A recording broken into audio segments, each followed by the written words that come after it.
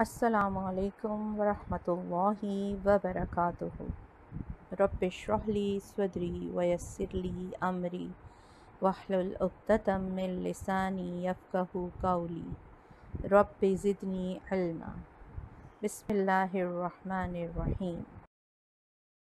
हमारा आज का मौजू है सलातुल तस्बीह। सलातुल तस्बीह इन बेशुमार ख़ूबसूरत तोहफ़ों में से एक है जो नबी करीम सल्लल्लाहु अलैहि वसल्लम ने अपनी उम्मत को दी हैं। ये ना सिर्फ़ आपके गुनाहों को मुकम्मल तौर पर मिटाती है बल्कि आपको अल्लाह के साथ करीबी और ज़ाती ताल्लुक़ कायम करने में भी मदद करती है। सलातुल तस्बीह तस्बीह की नमाज के नाम से मशहूर है। यहाँ तस्बीह का मतलब है सुबहानल्लाह वल्हम्दुलिल्लाह वला इलाहा इल्लल्लाह वल्लाहु अकबर। जिस नमाज में वो तस्बीहें पढ़ी जाती हैं इस किस्म की नमाज को सलातुल तस्बीह कहते हैं। ये 5 वक्त की नमाज़ों की तरह नहीं है बल्कि एक ख़ास किस्म की नमाज है। मोहम्मद सल्लल्लाहु अलैहि वसल्लम ने अपनी उम्मतों को नसीहत की कि वो अपनी ज़िंदगी में कम अज़ कम एक बार ये नमाज पढ़ें। सलातुल तस्बीह की फ़जीलत। नमाज़ों में सलातुल तस्बीह बहुत अजीम शान नमाज है जिसकी बड़ी फ़जीलत और बड़ा सवाब है। छोटे बड़े हर किस्म के गुनाहों को मिटाने वाली है। बड़े से बड़े गुनाहगार के लिए बख्शिश का ज़रिया है। इसीलिए रसूल करीम सल्लल्लाहु अलैहि वसल्लम ने अपने चचा हज़रत अब्बास रज़ी अल्लाह अन्हु, अपने चचाज़ाद भाई हज़रत जाफ़र रज़ी अल्लाह अन्हु और हज़रत अब्दुल्ला बिन उमर रज़ी अल्लाह ताला अन्हु और दीगर सहाबाए कराम रज़ी अल्लाह अन्हुम को बहुत ही शफ़क़त से और बड़ी ताकीद से इसकी तालीम दी है, जो इस नमाज की फ़जीलत और अहमियत के लिए काफ़ी है। इसीलिए उलमा, सुलहा, मुहद्दिसीन, फ़ुक़हा और सूफ़ियाए कराम रहमुल्लाहुम इसका एहतमाम करते रहे हैं और दूसरों को इसकी तालीम देते रहे हैं। हज़रत अब्दुल अज़ीज़ बिन दाऊद रहमतुल्लाह अलैह, जो हज़रत अब्दुल्ला बिन मुबारक से भी ऊँचे दर्जे के हैं, वो फ़रमाते हैं जो शख्स जन्नत का तालिब हो उसको सलातुल तस्बीह ज़रूर पढ़नी चाहिए। हज़रत अबू उस्मान ज़ाहिद रहमतुल्लाह अलैह फ़रमाते हैं गम और मुसीबतों के वक्त में सलातुल तस्बीह से बढ़कर कोई अमल नहीं देखा, यानी इसके पढ़ने से रंजो गम और मुसीबतें दूर हो जाती हैं। रंजो गम और तमाम मसाइब से निजात मिलना हर शख्स के दिल की आवाज़ है और जन्नत का तालिब हर मोमिन है। लिहाजा सलातुल तस्बीह का मामूल बनाना चाहिए ताकि ये मकासद हासिल हों। जो करेगा वो पाएगा, वह सोचने से क्या होगा। हज़रत अब्दुल्ला बिन मुबारक सलातुल तस्बीह पढ़ा करते थे और यही सुलहा का तरीक़ा रहा है कि इस नमाज को एक दूसरे से लिया करते थे, यानी एक दूसरे से इसको सीखते, हासिल करते और इसका मामूल बनाया करते थे। शामिया में है कि सलातुल तस्बीह में बहुत ज़्यादा सवाब है और इसमें बाज़ मुहक्किकीन के हवाले से ज़िक्र किया है कि सलातुल तस्बीह की अजीम फ़जीलत सुनकर भी अगर कोई उसको छोड़े रखे तो वह दीन की नाकदरी करने वाला ही होगा। सलातुल तस्बीह की रकात। सलातुल तस्बीह की 4 रकात हैं। ये 2-2 करके भी पढ़ी जा सकती हैं अलग अलग तशहुद के साथ, और इकट्ठी भी एक तशहुद यानी अत्तहियात और उसके बाद दरूद शरीफ और दुआओं के साथ भी पढ़ी जा सकती हैं। सलातुल तस्बीह में क्या पढ़ें? सलातुल तस्बीह में पढ़ी जाने वाली तस्बीह जैसा कि नाम से ज़ाहिर है, सुबहानल्लाह वल्हम्दुलिल्लाह वला इलाहा इल्लल्लाह वल्लाहु अकबर। अगर मिलाकर पढ़ेंगे तो सुबहानल्लाहि वल्हम्दुलिल्लाहि वला इलाहा इल्लल्लाहु वल्लाहु अकबर।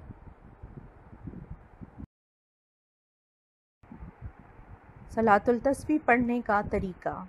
सलातुल तस्बीह कैसे पढ़ी जाती है और इसका तरीक़ा क्या है? नंबर 1, पहला तरीक़ा।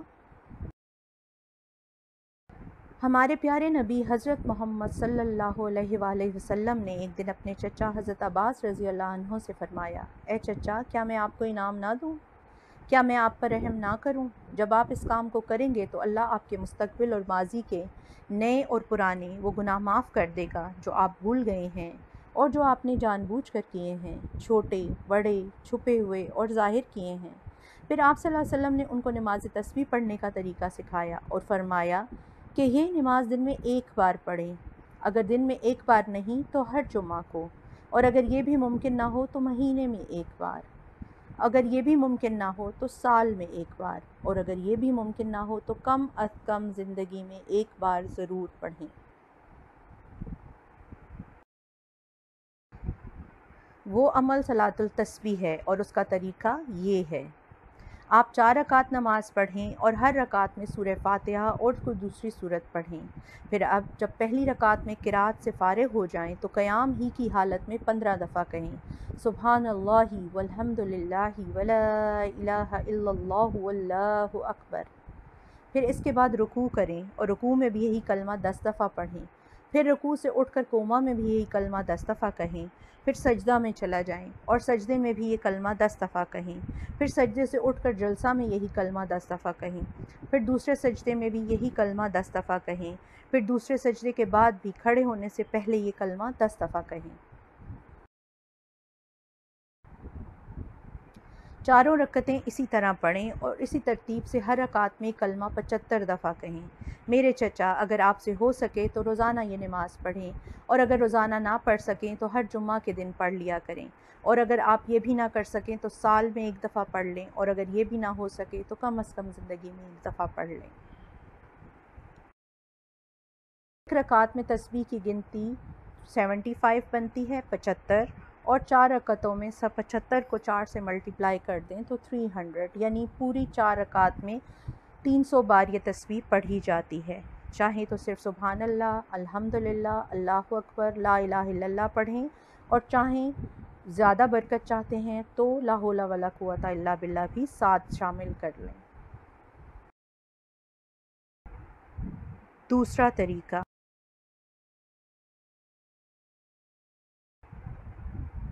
صلاۃ التسبیح پڑھنے کا دوسرا طریقہ یہ ہے: صلاۃ التسبیح پڑھنے کا دوسرا طریقہ حضرت عبداللہ بن مبارک رحمۃ اللہ علیہ نے بتایا ہے۔ وہ فرماتے ہیں، 4 رکعت کی نیت باندھ کر پہلے تکبیر تحریمہ کہیں، پھر سبحانک اللہم کے پڑھیں، پھر 15 دفعہ سبحان اللہ والحمد للہ ولا الہ الا اللہ واللہ اکبر پڑھیں، پھر اعوذ باللہ، بسم اللہ، سورہ فاتحہ اور کوئی اور صورت پڑھیں، پھر 10 بار سبحان اللہ والحمد للہ ولا الہ الا اللہ واللہ اکبر پڑھ کر رکوع میں جائیں۔ رکوع میں ان تسبیحات کو 10 بار پڑھیں، پھر قوما میں 10 بار پڑھیں، پھر سجدہ میں 10 بار پڑھیں، پھر جلسہ میں 10 بار پڑھیں، پھر دوسرے سجدہ میں 10 بار پڑھیں۔ اس ترتیب سے 4 رکعت پوری کریں۔ اس طرح ہر رکعت میں 75 تسبیحات ہو گئیں۔ ہر رکعت کے شروع میں یہ تسبیحات 15 دفعہ، پھر قرات اور پھر 10 بار ان تسبیحات کو پڑھیں۔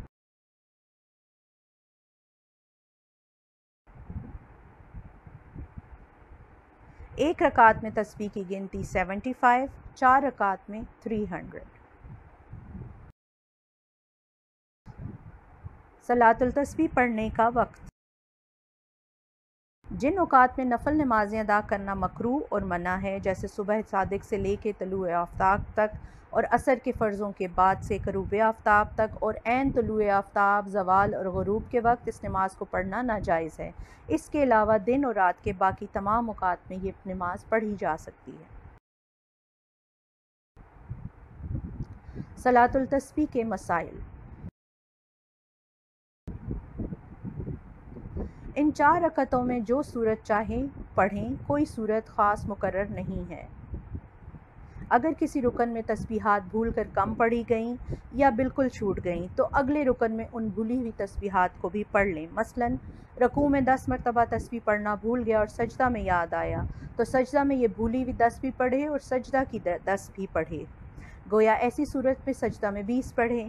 بس یہ بات یاد رکھنے کی ہے کہ ایک رکعت میں 75 مرتبہ یہ تسبیح پڑھی جاتی ہے اور چاروں رکعتوں میں 300 مرتبہ۔ اگر چاروں رکعتوں میں 300 کا عدد پورا ہو گیا تو انشاءاللہ صلاۃ التسبیح کا ثواب ملے گا، اور اگر چاروں رکعتوں میں 300 کا عدد پورا نہ ہو سکا تو پھر یہ نفل نماز ہو جائے گی، صلاۃ التسبیح نہ رہے گی۔ تسبیحات بھول کر چھوٹ جانے یا کم ہو جانے سے سجدہ سہو واجب نہیں ہوتا۔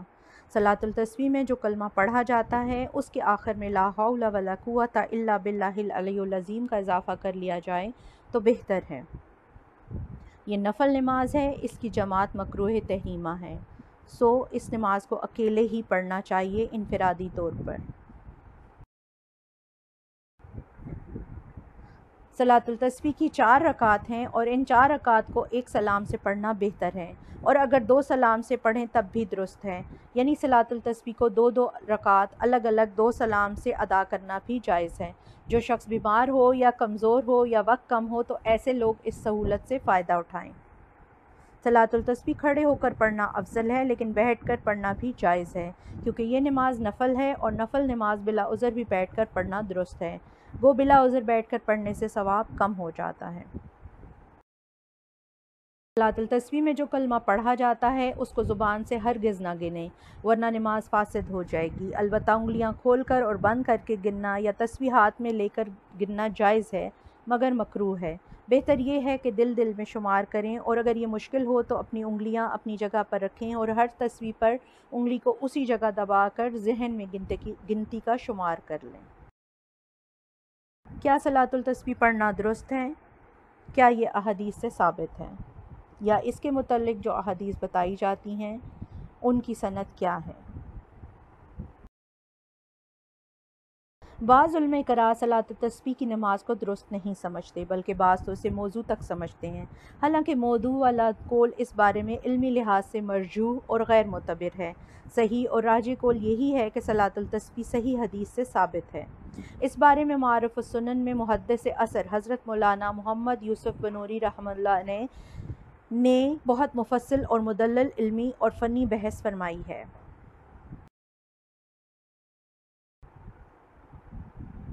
صلاۃ التسبیح کا صحیح حدیث سے ثبوت۔ صلاۃ التسبیح کے بارے میں جو احادیث منقول ہیں وہ تعداد کے اعتبار سے 10 سے زیادہ ہیں، جو درج ذیل صحابہ رضوان کرام اجمعین سے مروی ہیں۔ نمبر 1 حضرت عبداللہ بن عباس، نمبر 2 حضرت فضل بن عباس، نمبر 3 حضرت عباس، نمبر 4 حضرت ابو رافع، نمبر 5 حضرت انس، نمبر 6 حضرت ابن عمر، نمبر 7 حضرت علی، نمبر 8 حضرت جعفر، نمبر 9 حضرت عبداللہ بن جعفر، اور ایک صحابی جن کے نام میں اختلاف ہے رضی اللہ عنہم۔ ان احادیث میں سب سے زیادہ مشہور اور سند کے اعتبار سے زیادہ صحیح اور معتبر حضرت ابن عباس رضی اللہ تعالی عنہ کی سند ہے۔ اس کے علاوہ دوسری بعض احادیث کو محدثین نے ضعیف یا موضوع قرار دیا ہے، لیکن محدثین میں سے بڑے اور بہت سے جلیل القدر حضرات نے صلاۃ التسبیح کی حدیث کو صحیح یا کم از کم حسن قرار دیا ہے، اور موضوع ہونے کا قول ان میں سے کسی نے بھی اختیار نہیں کیا ہے۔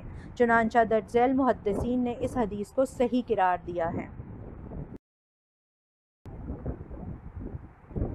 ابو علی بن سکن، حاکم، ابو بکر، ابو موسیٰ المدینی، خطیب، ابو الحسن بلقینی، زرکشی، ابن خزیمہ، ابن مندہ، ابو بکر بن ابن داود، دیلمی، سمعانی، ابو الحسن المقدسی، الائی، درج ذیل مشائخ حدیث نے اس کو حسن قرار دیا ہے۔